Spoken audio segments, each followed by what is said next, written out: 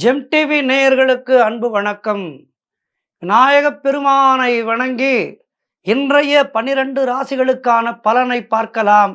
இன்று 8/10/2024 புரட்டாசி மாதம் 22ஆம் தேதி குரோதி வருடம் செவ்வாய்க்கிழமை. இன்றைய ஆதிக்க கிரகம் செவ்வாய் பகவான். இன்று நாம் வழிபட வேண்டிய தெய்வம் முருகப்பெருமான் மற்றும் சக்தி வழிபாடு. இன்றைய விசேஷமான நாள் சஷ்டி. செவ்வாய்க்கிழமையும் சஷ்டி திதியும் தேர்ந்து வருகின்றது. ஆகவே இன்றைய நாளிலே முருகப்பெருமானுக்கு விரதம் இருங்கள். இரண்டும் சேர்ந்து வருகின்றது அற்புதமாக.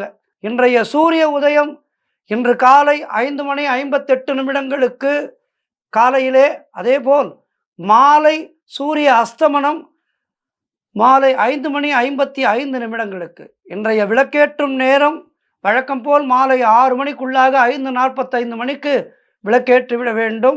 காலையில் 5 மணிக்குள்ளாக விளக்கேற்றிவிட வேண்டும். இதனை ரெகுலராக கொஞ்சம் ஃபாலோ பண்ணுங்க. இன்றைய நல்ல நேரம் காலை 8 மணி முதல் 9 மணி வரை, அதேபோல் மாலை 4:45 முதல் மாலை 5:45 வரை. இன்றைய ராகு காலம் மதியம் 3 மணி முதல் மாலை 4:30 வரை. இன்றைய யமகண்டம் காலை 9 மணி முதல் காலை 10:30 வரை. இன்றைய குளிகை நேரம் மதியம் 12 மணி முதல் மதியம் 1:30 வரை. இன்றைய சுபகோரை சுக்கிரகோரை நேரம் காலை 8 மணி முதல் 9 மணி வரை. இன்றைய நட்சத்திரம் இன்று முழுவதும் கேட்டை நட்சத்திரம். இன்றைய திதி இன்று காலை 8:06 வரை வளர்பிறை பஞ்சமி, அதன் பின்பு வளர்பிறை சஷ்டி திதி. இன்றைய சந்திராட்டம நட்சத்திரம் பரணி நட்சத்திரத்துக்கு சந்திராட்டமம் இருக்கின்றது. அடுத்து நாம் காண இருப்பது 12 ராசிகளுக்கான பலன்களை. பாருங்கள், நிகழ்ச்சிக்குள் போகலாம். முதலாவதாக மேஷ ராசி அன்பர்களே, இன்று சந்திரன் உங்கள் ராசிக்கு 8ஆம் இடத்திலே இருக்கின்றார். உங்கள் ராசி அதிபதி செவ்வாய் ராசிக்கு 3ஆம் இடத்திலே இருக்கின்றார். இன்று உங்களுக்கு சந்திராட்டமும் இருக்கின்றது. புதிய முயற்சிகளை தள்ளி போடுவது நல்லது. கணவன் மனைவிக்குள் வாக்குவாதங்களை தவிர்க்க வேண்டும். மௌனத்தை கடைபிடிக்க வேண்டும். விட்டு கொடுத்து செல்ல வேண்டும். வெளியூர் பிரயாணங்களை தவிர்க்க வேண்டிய நாள். சிலருக்கு பணிச்சுமை அதிகமாக இருக்கும். குலதெய்வ வழிபாடு மன அமைதியை தரும், வெற்றியை தரும். வீண் வாக்குவாதங்களை எல்லாம் தவிர்க்க வேண்டிய நாள். செய்தொழிலில் புதிய முதலீடுகளை தவிர்க்க வேண்டிய நாள். அலுவலகத்திலே வேலைபளு அதிகமாக இருக்கும். கோர்ட் கேஸ் போன்ற பிரச்சனைகளில் இன்றைய நாளிலே ஈடுபட வேண்டாம். மற்றவர்களுக்கு ஆலோசனை சொல்லாதீர்கள். தேவையில்லாத அலைச்சல், மன உளைச்சல், வீண் வாதங்கள் ஏற்படும். ஆகவே கவனமாக இருக்க வேண்டும்.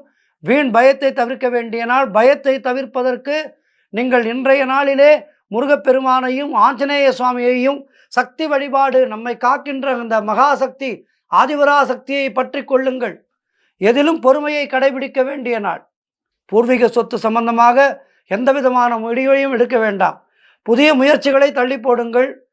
ஆகவே இன்றைய நாள் உங்களுக்கு சந்திராட்டமம் இருக்கின்ற காரணத்தினாலே அதிகமாக மௌனமாக இருக்க வேண்டும். இறைநாமத்தை உச்சரிக்க வேண்டும். குலதெய்வத்தை நினைத்து கொண்டே இருக்க வேண்டும். குலதெய்வத்தின் பெயரை சொல்லிக்கொண்டே இருங்கள். ராமநாமம் உச்சரித்து இன்றைய நாளை கடந்து செல்லுங்கள். வாழ்த்துக்கள். அடுத்ததாக ரிஷபராசி அன்பர்களே, இன்று சந்திரன் உங்கள் ராசிக்கு 7ஆம் இடத்திலே சஞ்சரிக்கின்றார். உங்கள் ராசி அதிபதி சுக்கிரன் ராசிக்கு 6ஆம் இடத்திலே இருக்கின்றார். இன்று சிலருக்கு திருமணம் சம்பந்தமான சுபகாரிய பேச்சுவார்த்தைகள் இனிதே முடியும். புதிய முயற்சிகள் எல்லாம் வெற்றியை தருகின்றன. பொருளாதாரம் மிகவும் திருப்திகரமாக இருக்கின்றது. பிள்ளைகளால் பெருமை ஏற்படும். வாழ்க்கை துணையால் நல்ல மகிழ்ச்சி உண்டாகின்ற நாள். நண்பர்கள் மூலம் நல்ல அனுகூலம் உண்டாகும். சிலருக்கு வீடு, வண்டி, வாகன மாற்றம் உண்டாகும். காரிய வெற்றிகள் உண்டாகும். பூர்வீக சொத்திலே இருந்து வந்த பிரச்சனைகள் எல்லாம் விலகுகின்றன. குலதெய்வ வழிபாடு அனுகூலத்தை தரும். ஆகவே குலதெய்வ வழிபாடு செய்யுங்கள்.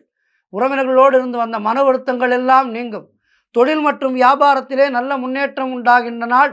அலுவலகத்திலே இருந்து வந்த நெருக்கடிகள் எல்லாம் தீருகின்றன. கடன் பிரச்சனைகள் முற்றிலுமாக தீரும். நிறைய வசதி வாய்ப்புகள் வரும். வருமானம் வருகின்ற நாள். எல்லா வகையிலும் ஏற்றமும் மாற்றமும் இருக்கின்ற அற்புதமான நாள். இன்றைய நாளிலே நீங்கள் முருகப்பெருமானையும் சக்தி வழிபாட்டையும் செய்து நாளை மேலும் சிறப்பானதாக மாற்றிக்கொள்ளுங்கள். வாழ்த்துக்கள். அடுத்ததாக மிதுன ராசி அன்பர்களே, இன்று சந்திரன் உங்கள் ராசிக்கு 6ஆம் இடத்திலே சஞ்சரிக்கின்றார். உங்கள் ராசி அதிபதி புதன் ராசிக்கு 5ஆம் இடத்திலே இருக்கின்றார். இன்று சிலருக்கு வேலை மாற்றம் உண்டாகும்.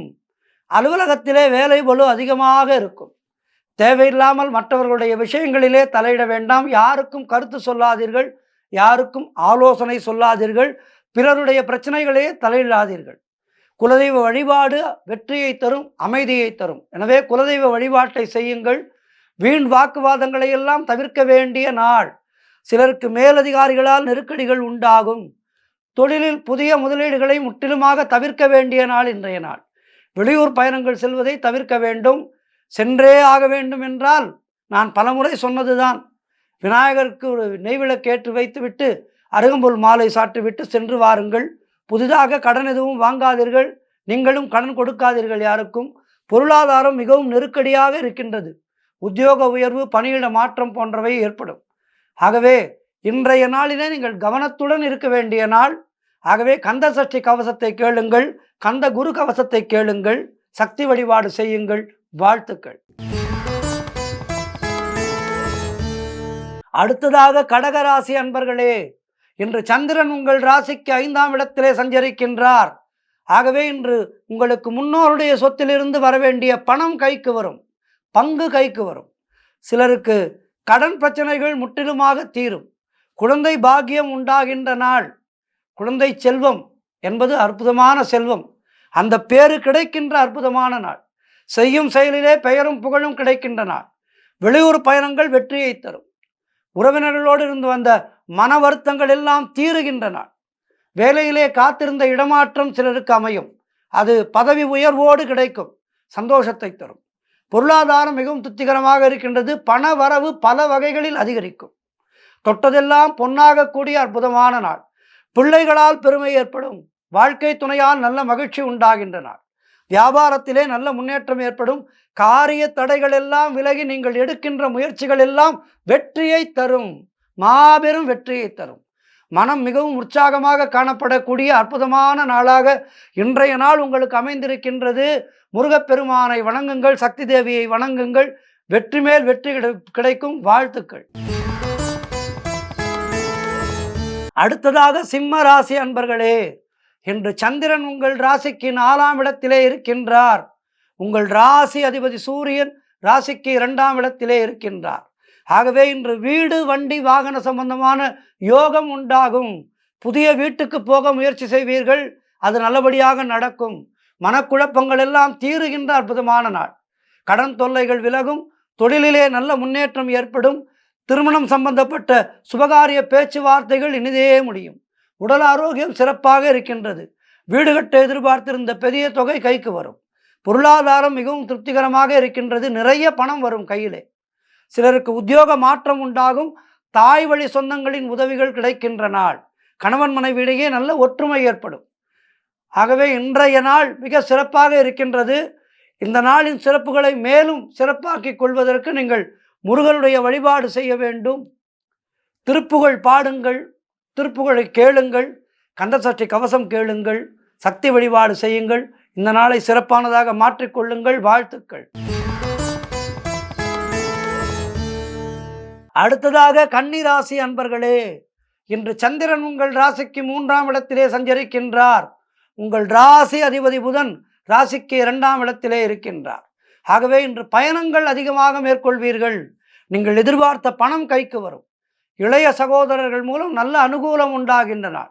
நீங்கள் நினைத்தது அனைத்தும் நல்லபடியாக நடக்கக்கூடிய அற்புதமான நாள். தொழில் மற்றும் வியாபாரத்திலே நல்ல லாபம் ஏற்படும். உடல் ஆரோக்கியம் சிறப்பாக இருக்கின்றது. சிலருக்கு வீடு, வண்டி, வாகன மாற்றம் உண்டாகும். அது நல்ல மாற்றமாக இருக்கும். அலுவலகத்திலே புதிய பொறுப்புகள் மகிழ்ச்சியை தரும். உங்களுடைய சுய தொழில் மேன்மை அடையும். திருமணம் சம்பந்தப்பட்ட சுபகாரிய பேச்சுவார்த்தைகள் கைகூடி வருகின்றன. நண்பர்கள் மற்றும் உறவினர்கள் மூலம் நல்ல ஆதாயம் உண்டாகும். சிலருக்கு உத்தியோக உயர்வு, பதவி உயர்வு போன்றவை கிடைக்கும். காரிய தடைகள் எல்லாம் விலகி நீங்கள் எடுக்கின்ற முயற்சிகள் எல்லாம் வெற்றியை தருகின்ற அற்புதமான நாள். கூட்டு தொழிலிலே நல்ல லாபம் ஏற்படும். கூட்டாளிகள் உங்களோடு மிகவும் அணுக்கமாக அனுசரணையாக இருப்பார்கள். கணவன் மனைவி ஒற்றுமை, பொருளாதாரம் எல்லா வகையிலும் மிக சிறப்பாக இருக்கின்றது. இன்றைய நாளிலே சுப பலன்களை மேலும் பெறுவதற்கு முருகனை வழிபடுங்கள், சக்தி தேவியை வழிபடுங்கள். வாழ்த்துக்கள். அடுத்ததாக துலாம் ராசி அன்பர்களே, இன்று சந்திரன் உங்கள் ராசிக்கு 2ஆம் இடத்திலே இருக்கின்றார். உங்கள் ராசி அதிபதி சுக்கிரன் ராசியிலேயே இருக்கின்றார். ஆகவே திடீர் பணவரவு, பெரிய பணவரவு உண்டாகும். திருமண பேச்சுவார்த்தைகள் சுபமாக முடியும். குடும்ப ஒற்றுமை சந்தோஷத்தை தரும். கூட்டுத் தொழிலிலே நல்ல முன்னேற்றம் உண்டாகின்ற நாள். சிலருக்கு சுப விரயங்கள் ஏற்படக்கூடிய அற்புதமான நாள். சுபகாரியங்கள் கைகூடும். புதிய வேலை வாய்ப்புகள் கிடைக்கும். சுய தொழிலிலே நல்ல முன்னேற்றம் உண்டாகும். நண்பர்கள் மூலமும் உறவினர்கள் மூலமும் நல்ல அனுகூலம் உண்டாகும்.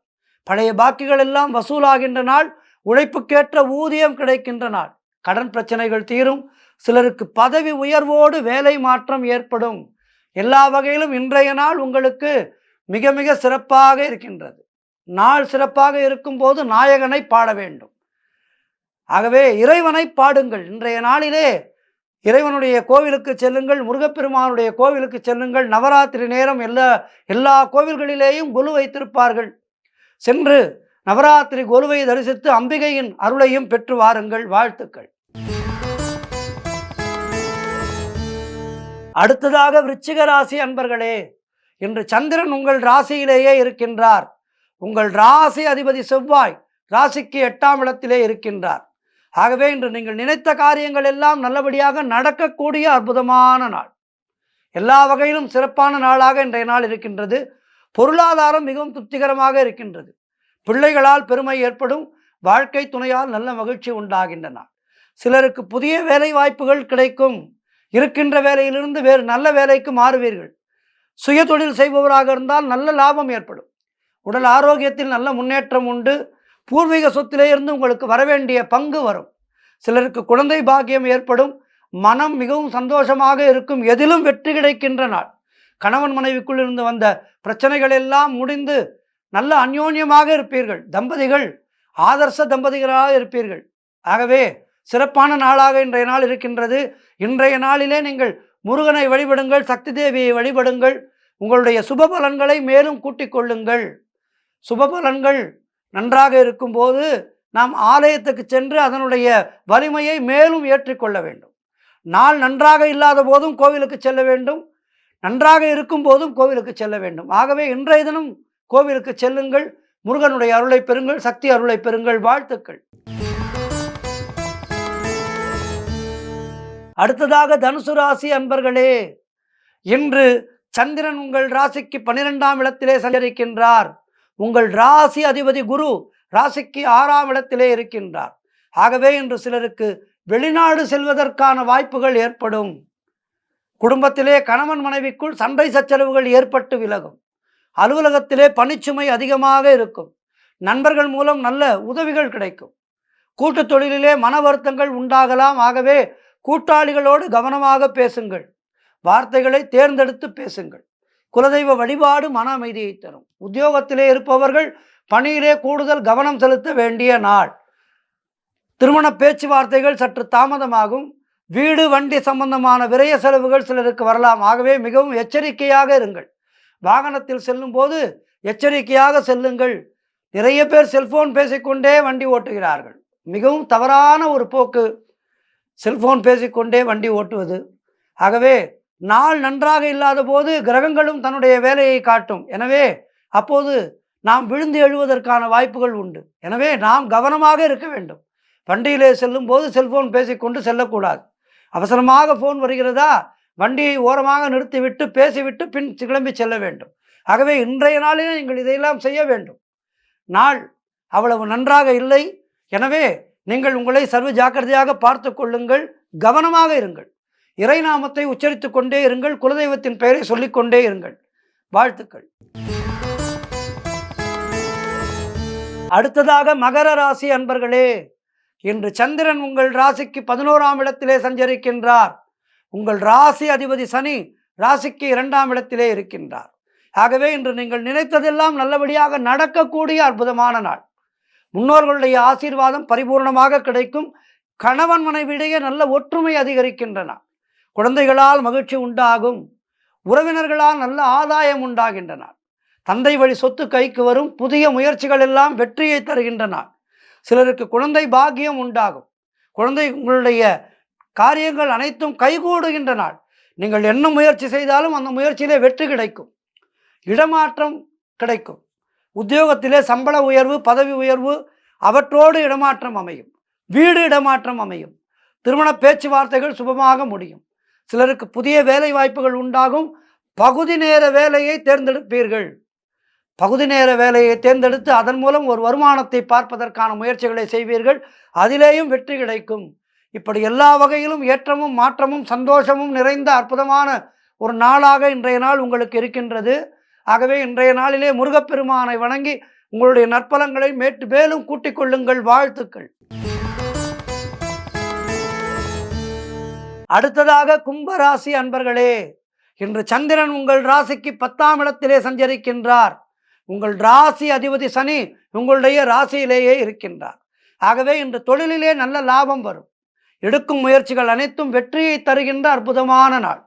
எதிர்பார்த்த பணம் கைக்கு வரும். சுபகாரியங்கள் நடக்கக்கூடிய நல்ல நாளாக இன்றைய நாள் இருக்கின்றது.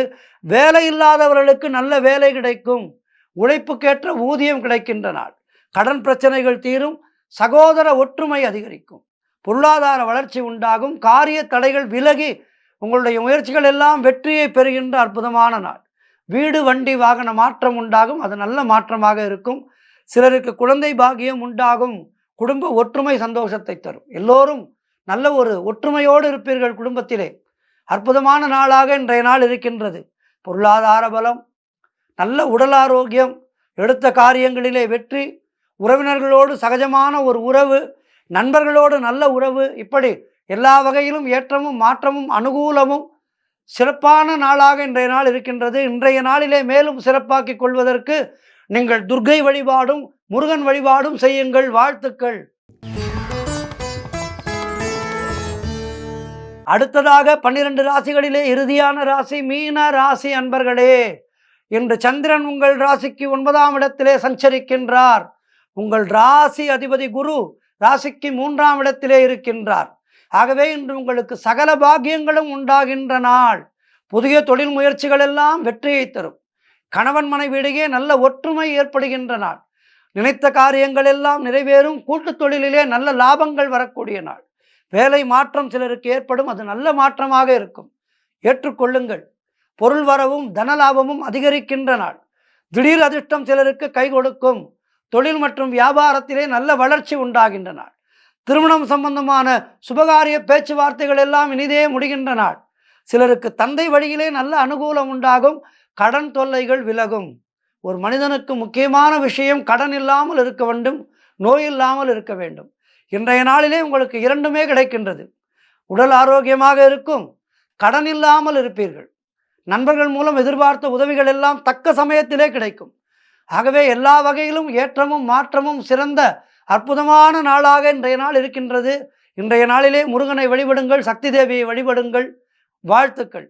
இன்றைய ஆன்மீக தகவல், அதாவது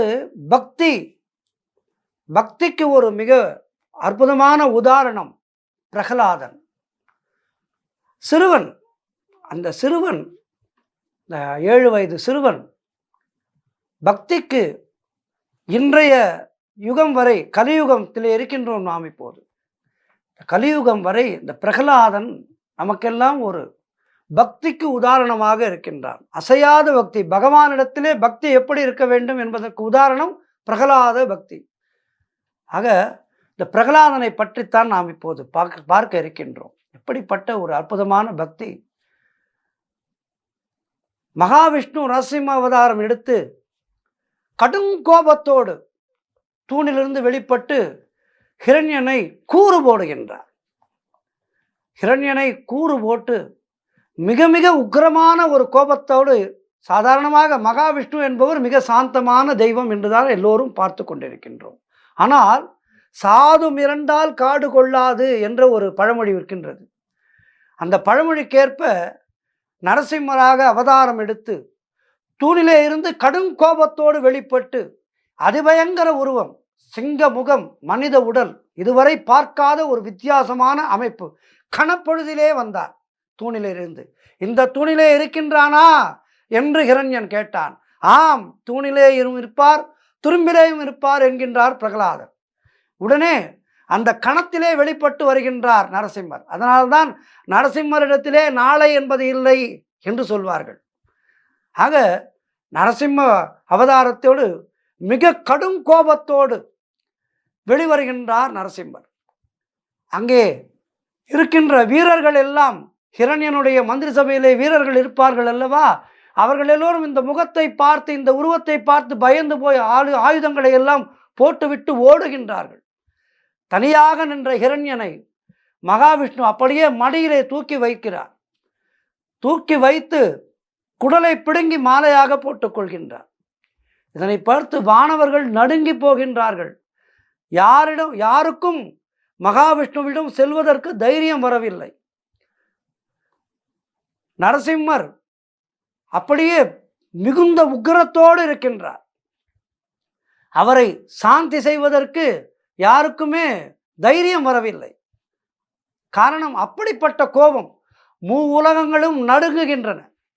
மகாலட்சுமி தாயார், அதாவது எப்போதுமே கணவனிடத்திலே மனைவிக்கு உரிமை அதிகம் இருக்கும். கோபத்தை குறையுங்கள் என்று அவர் கணவனுக்கு சொல்லலாம். ஆனால் அப்படிப்பட்ட மகாலட்சுமியே பயப்படுகின்றாள். என் கணவரை இந்த கோலத்திலே நான் எப்படி பார்ப்பது? மிகுந்த கோபத்தோடு இருக்கின்றாரே, இவரை யாரானும் சமாதானம் செய்யுங்கள் என்று மற்றவரை துணைக்கு அழைக்கின்றாள் மகாலட்சுமி. பிறகு நான் செல்கின்றேன் அருகிலே. இந்த கோபத்தோடு அவர் அருகிலே செல்வதற்கு எனக்கு பயமாக இருக்கின்றது என்று மகாலட்சுமி சொல்கின்றார். அப்படி இருக்கும்போது யார் இந்த கோபத்தை தணிப்பது? இந்த கோபத்தை தணிக்கின்ற சக்தி யாருக்கு இருக்கின்றது என்றால், உண்மையான பக்தனான பிரகலாதனுக்கு மட்டுமே இருக்கின்றது என்று யார் கூறுகின்றார் தெரியுமா? சிவபெருமான் கூறுகின்றார். காரணம், ஹிரண்யனை வதம் செய்யும் போது உலகங்களும் நடுங்குகின்றது. எனவே சிவபெருமான் முதற்கொண்டு அத்தனை தேவர்களும் அங்கு வந்து விடுகின்றார்கள். சிவபெருமான் சொல்கின்றார், பிரகலாதனுக்கு மட்டும்தான் நரசிம்மருடைய இந்த கோபத்தை தணிக்கின்ற ஆற்றல் உள்ளது. ஆகவே பிரகலாதா, நீதான் நரசிம்மருடைய கோபத்தை தணிக்க வேண்டும், உனக்காகத்தான் அவர் இங்கு வந்திருக்கின்றார் என்று கூறுகின்றார். உடனே பெருமாளுக்கு அருகிலே பிரகலாதன் செல்கின்றார். நரசிம்ம அவதாரத்தோடு உக்கிரமாக வீற்றிருக்கின்ற பெருமாளுக்கு அருகிலே பிரகலாதன் செல்ல, நரசிம்மர் பிரகலாதனை அள்ளி அணைத்துக் கொள்கின்றார். மடியிலே வைத்து தன்னுடைய நாவால் பிரகலாதனை அப்படியே நக்கி கொடுக்கின்றார். பிரகலாதன் உச்சி குளிர்ந்து போகின்றான். பிரகலாதா, என்னை மன்னிப்பாயா என்று பெருமாள் கேட்கின்றார் பிரகலாதனிடத்திலே. அப்போது எப்படிப்பட்ட பக்தியாக இருக்கும் பிரகலாதனுடைய பக்தி பாருங்கள். பிரகலாதா, என்னை மன்னிப்பாயா? நான் உனக்கு நிறைய சோதனைகளை கொடுத்து விட்டேன் அப்பா. சிறு குழந்தை நீ. உன்னுடைய பக்தியை உலகத்துக்கு காட்ட வேண்டும் என்பதற்காக மிகப்பெரிய சோதனைகளை எல்லாம் உனக்கு நான் அளித்து விட்டேன் என்று பிரகலாதனிடத்திலே நரசிம்மர் கண் கலங்குகின்றாரா. எப்படிப்பட்ட பக்தி அப்போது பிரகலாதனுடைய பக்தி! சுவாமி, தாங்கள் ஏன் இப்படிப்பட்ட வார்த்தைகளை எல்லாம் சொல்கின்றீர்கள் என்று பிரகலாதன் மகாவிஷ்ணுவை பார்த்து கேட்கின்றான். அதாவது நரசிம்மரை பார்த்து கேட்கின்றான், உன்னை நான் அதிகமாக சோதித்து விட்டேன் அப்பா. ஆகவே நமக்கெல்லாம் பக்தி என்பது பிரகலாதனை போல் இருக்க வேண்டும். பக்தியிலே நாம் அசையாத பக்தி வைக்க வேண்டும். ஏதேனும் ஒரு மூர்த்தத்தை பிடித்து கொள்ள வேண்டும். ஏதேனும் ஒரு சுவாமி, அது நரசிம்மராக இருக்கலாம், சிவனாக இருக்கலாம், அம்பிகையாக இருக்கலாம், ஐயப்பனாக இருக்கலாம், ஏதேனும் ஒரு சுவாமி, அந்த சுவாமியை நாம் பற்றி கொண்டு பக்தி செலுத்தினால் பிரகலாதனை போன்ற ஒரு நல்ல ஒரு நிலை நமக்கும் கிடைக்கும். பிரகலாதனுக்கு அப்படித்தான் கிடைத்தது. பிரகலாதனுக்கு எப்படி கிடைத்தது? அவன் கருவிலே இருக்கும் போதே நாரத மகரிஷி பெருமாளுடைய அம்சத்தை, பெருமாளுடைய சக்தியை, பெருமாளுடைய பேறுகளை பிரகலாதனுடைய மண்டைக்குள் ஏற்றுகின்றார். ஆகவே கருவில் இருக்கும் போதே பிரகலாதனுக்கு நாராயணனை பற்றி தெரிந்துவிட்ட காரணத்தினாலே அவன் பிறக்கும் போதே பக்தனாக பிறந்தான். அதனால்தான் இப்பொழுது கூட கர்ப்பஸ்ரீகள் இல்லத்திலே இருக்கும்போது நல்ல ஒலி அலைகளை கேட்க வேண்டும், நாம சங்கீர்த்தனங்களை கேட்க வேண்டும், இறைவனுடைய உபன்யாசங்களை கேட்க வேண்டும், இறைவனை பற்றிய உபன்யாசங்களை கேட்க வேண்டும் என்றெல்லாம் சொல்கின்றார்கள். ஆகவே கருவில் இருக்கும் போதே நமக்கு பக்தியை வளர்க்க வேண்டும். அது தாயினுடைய கடமை. தாய் அப்படி செய்துவிட்டால் நல்ல குலம் வளரும். நல்ல குலம் வளர்ந்து விட்டால் இந்த சமுதாயமே நன்றாக இருக்கும். ஒரு வீட்டிலே ஒரு குழந்தை நல்லவனாக இருந்தால் அந்த தெரு முழுக்க நன்றாக இருக்கும். ஆகவே அப்படி ஒவ்வொரு வீட்டிலேயும் குழந்தைகள் நல்லபடியாக வளர்ந்தால் இந்த சமுதாயம் நன்றாக இருக்கும் அல்லவா? ஆகவே குழந்தைகளுக்கு பக்தியை வளர்ப்போம். நல்ல பக்தியை வளர்த்து இந்த சமுதாயத்தை பேணி காப்போம். மீண்டும் நாளை உங்களை சந்திக்கின்றேன். நன்றி, வணக்கம்.